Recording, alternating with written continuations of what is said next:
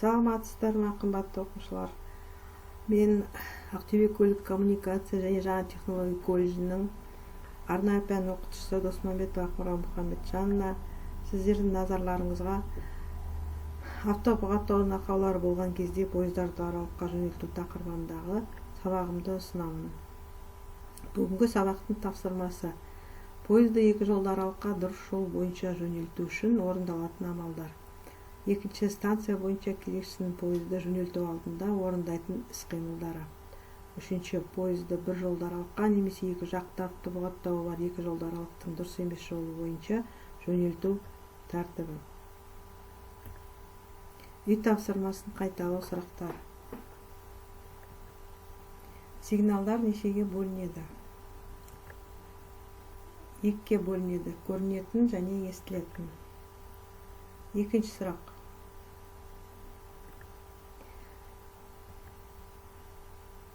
көрінетін сигналдардың түрлері. Бағдаршамдар, дискілер, қалқандар, қол сигналдары.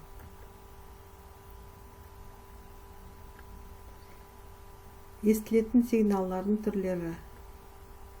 Гудок, ысқырық, петарда, рожок. Бүгінгі жаңа тақырыбымызға келетін болсақ, автобұғаттаудың ақаулары болған кезде пойыздарды аралыққа жөнелту тәртібі. Автобұғаттаудың ақаулары дұрыс белгіленген маршрут бойынша бірінші бұғат учаскеде станцияның шығу бағдаршамы ашылмаса, пойыз екі жолды аралыққа дұрыс жол бойынша келесі амалдар бойынша жөнелтіледі. Бірінші амал: шығу бағдаршамындағы шақыру сигналын ашу бойынша. Екінші, жөнелтілетін пойыздың машинисіне радиобайланыспен берілетін станция кезекшісінің тіркелетін ауызша бұйрығы бойынша. Үшінші, жасыл түсті бланканы нысан Д54 санындағы рұқсат қағазы бойынша. Шақырту сигналы қалыпты жағдайда өшіп тұрады. Егер шығу бағдаршамы ашылмаған жағдайда шақырту сигналын пломбаны алып тастап, диспетчердің рұқсаты бойынша ашылады. Шақырту сигналы шығу бағдаршамының төменгі жағында орналасады. Ақ түсті, айдай ақ түсті болып көрінеді. Екінші, жөнелтуге рұқсат беру туралы бұйрық ауызша бұйрықтың мәтіні. Бұйрықтың күні, айы, номері жазылады.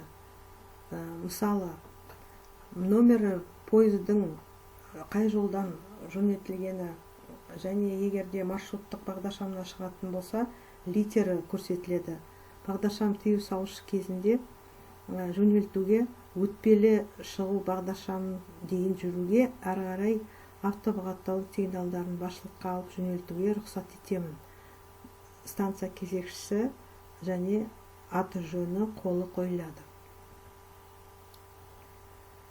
Үшінші, Д54 жасыл түсті бланкасы толтырылады. Бұл бланка станция кезекшісі толтырғаннан кейін машинистке өзі немесе осы жұмысты орындайтын станциядағы тыраға белгіленген адамдар бойынша беріледі қолына. Бұнда келесі мәтінде станцияның мөр қалпы, аты, станцияның аты, күні, жылы жазылады. Мысалы, номері 3004 пойызға 5 жолдан 1 жол бойынша шығу бағдаршамы немесе маршруттық бағдаршамы тыю салу көрсету кезінде сағатына 20 км-ден аспайтын жылдамдықпен және одан әрі қарай қозғалысына кедергі кездескен жағдайда дереу тоқтауға дайындықпен жөнелтуге және алғашқы өтпелі немесе шығу бағдаршамына дейін әрі қарай автобұғаттау сигналдары бойынша қозғалуға рұқсат етемін. Осы Д54 бланканың шығу бағдаршамы егерде көрсетпей тұрса, бірінші бөлімі толтырылады, ал екінші бөлімі сызылып тастайды. Егерде екінші бөлімі толтырылатын болса, бірінші бөлімі сызылып тастайды. Осы мәтін төменгі жағында станция кезекшісі қол қояды. Маршруттық бағдаршам станцияда екі парктың ортасында орналасады. Бұл маршруттық бағдаршам бір ауданнан екінші ауданға рұқсат беретін немесе бермейтін бағдаршам болып табылады. Барлық станциядағы ақаулар ДУ 46 үлгідегі журналға тіркеліп жазылады. Бұл журналда ақау туралы мәлімет, ақаудың табылған күні, уақыты жазылады. Мысалы, 3001 пойызды екінші жолға қабылдау үшін станция кезекшісі дұрыс дайындалған маршрутпен N кіру светофорының рұқсат беру көрсеткішін аша алмады. Бұдан кейін станция кезекшісі дистанция жұмыскерлеріне хабарлайды. Біздің жағдайымызда электромеханикке хабарлап, электромеханик сол ақауды жөндеуге шығарды. Жөндеудің болғаннан кейін оның уақытын хабарлайды. Және де келіп осы журналдың соңына қол қояды. Ақаудың сипатын жазғанда соңғы бағанға жазады. Ақауды жөндеген электромеханик жасыл шамның жанып кеткенін хабарлады. Бұл жерге станция кезекшісі қол қояды және ақауды жөндеген электромеханик өзін қол қойып бекітеді. Ең алдымен станция бойынша кезекшісі пойызды жөнелту алдында келесі амалдарды орындауы тиіс. Бірінші, станция кезекшісі пойызды жөнелетін аралықтың бостығын тексеру керек. Қарсы пойыздардан бостығын растайтын пойыздық диспетчердің тіркелетін бұйрығын алады. Мұндай бұйрық шығу бағдаршамын тыю салу көрсеткіші кезінде станциядан немесе бірнеше бірінен соң бірі бағыттас пойыздарды жөнелтуге рұқсат береді. Екінші, жөнелтілетін пойыздың бағытында бұғат жүйе орнатылады.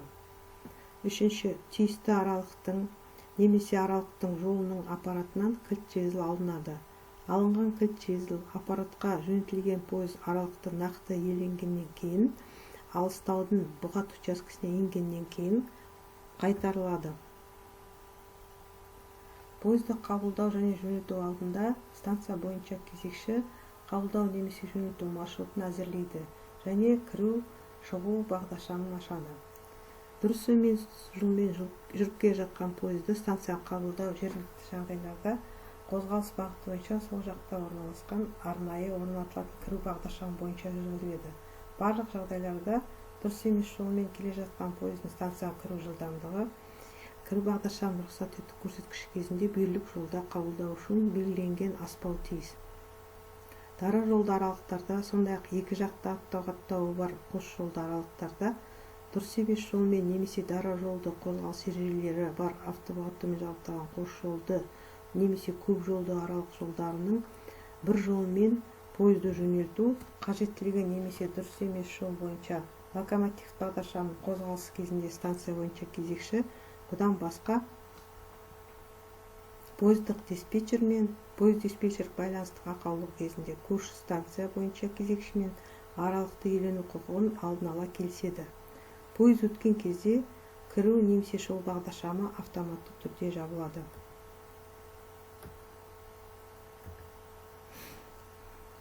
Автобағаттаудың ақаулары болған кезде пойыздарды аралыққа жөнелту.